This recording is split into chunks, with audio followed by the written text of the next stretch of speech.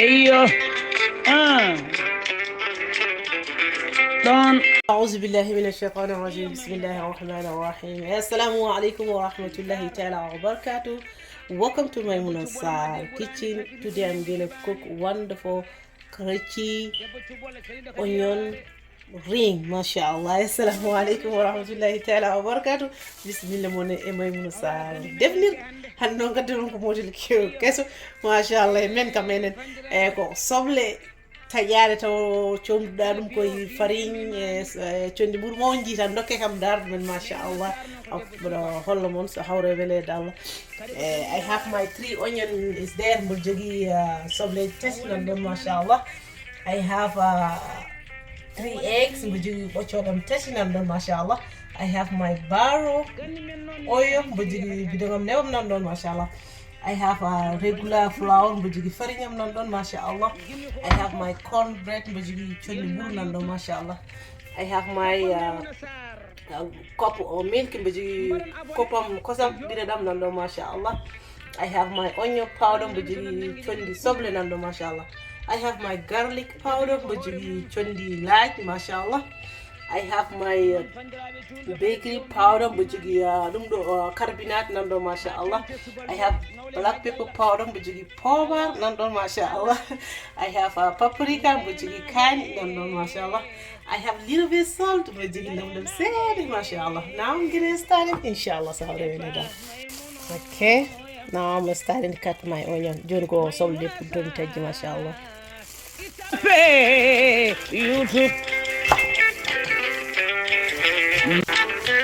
ايوه دون ايوه ميمونة سار سار debbo cuɓolo ma de ɓurani sakitiɓe ñembi keɓani debbo cuɓolo ceniɗo kadi yaware oma tohlide États-Unis on waɗa ganni men hanke hande eyo bandiraɓe. Okay, now I chopped the onion or cut already. Now I'm going to put like that. Jomi taji soble de. I go dum wrong with you but I'm going to start this one. It's okay. It's happening sometimes. You see, mashallah. Okay. On wada ganni men non wi hankini wi kadi hande. Mashallah. Non bandiraɓe julɓe jinmi ko onon fof yonnaade YouTube tappan Maimouna Sarr. Okay, guys, see, chop my onion is real soble. Tena taji ni nan. Now I'm gonna mix it with my flour. Jinko farina mo mashallah. Non bandiraɓe julɓe kala biyo mbimami ala ɗum naji ni ala ceɗe kono tan ɓuuri sirde dal machallah. ngarenade e pas Maimouna Maimouna Sarr itape YouTube.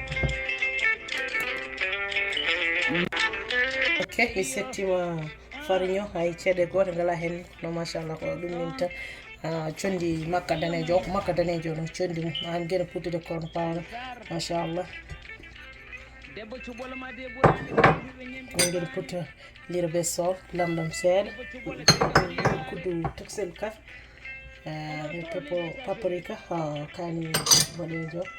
And I'm going to put the black pepper powder, powder. I'm gonna put a baking powder or carbonate, mashallah. And I'm gonna put my eggs, watch out there, mashallah. And I'm gonna put milk, cause I'm done water and for more time you put higher on it, what he said, higher on it. What's that? The milk I'm going to put little by little for make sure my flour is okay.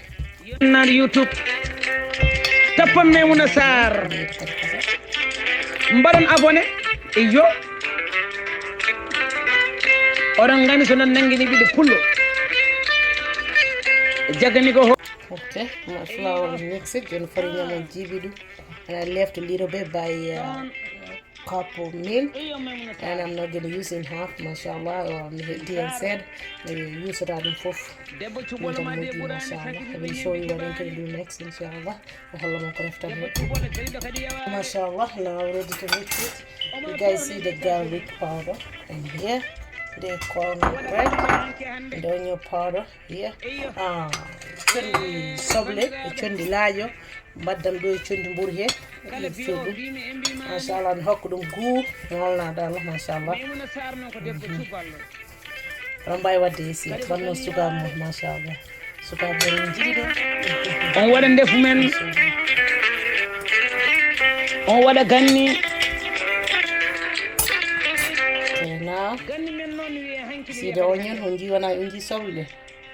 Non bandiraɓe julɓe jomu welam no wawa ɗiɗo jungo jinmi ko onon fof yennaɗo youtube inchallah tappan Maimouna Sarr mbaɗon abonné e yo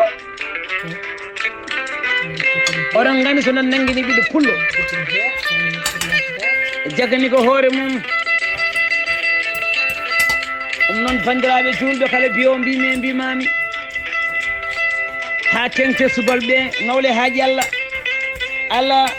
Allah ngare naate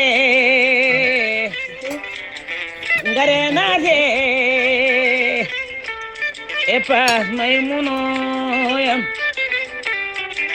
Maimouna Sarr itape YouTube eyo ɗon eyo Maimouna Sarr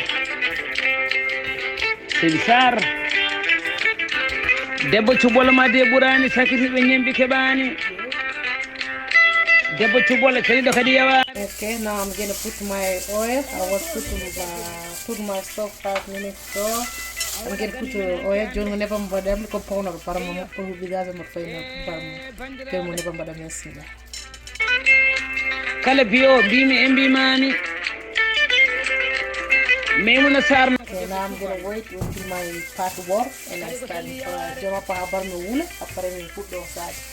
Okay, now my oil is warm. I'm gonna fry. Starting fry jonne pa wuli mo food of sides. Ganni men non wi hankini wi kadi hande. Non bandiraɓe julɓe. Jinmi ko onon fof yennaɗo YouTube tappan Maimouna Sarr. Okay, I'm gonna put 5. I don't want to touch each other. What I do, me da takundira ha put foundry dum minta. Wait, one is the other one 5.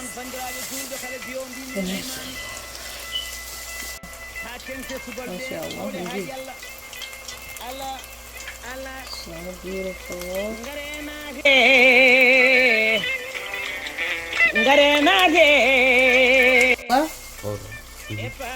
Mashallah, my onion ring is ready. Look at how beautiful. Take it this one. Put it here. Bring the other one. Eyo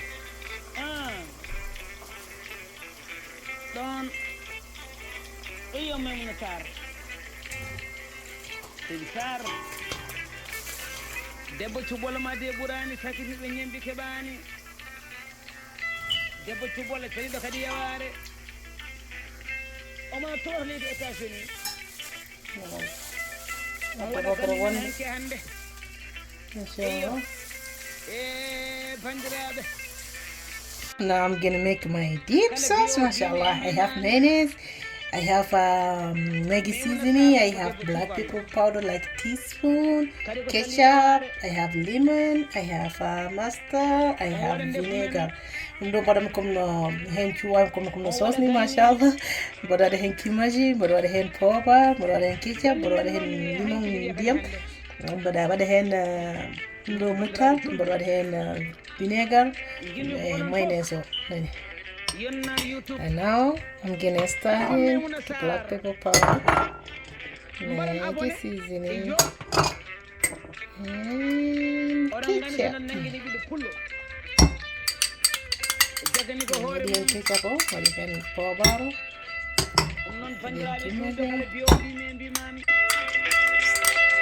ha tengte subal ɓe ngawle haaji allah allah allah ngarenate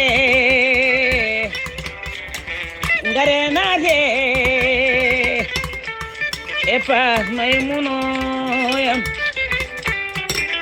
maymuna sa itape YouTube eyo ɗon eyo Maimouna Sarr. Assalamu alaikum warahmatullahi ta'ala wabarakatuh. Mashallah, mashallah, mashallah. The onion ring is ready. Like always, I remind you guys, my name is Maimouna Sarr. Don't forget to subscribe and hit the little bell, share with your friends and family. Mashallah. Assalamu alaikum warahmatullahi ta'ala wabarakatuh. So blessed to have the Paris. Usahafo message mum bolo siftor mum birem ko Maimouna Sarr tinde mbasa yiti wadde abonné nden yibe sehila. Assalamu alaikum warahmatullahi ta'ala wabarakatuh. Bye. I love you guys so much. Bye. Eyo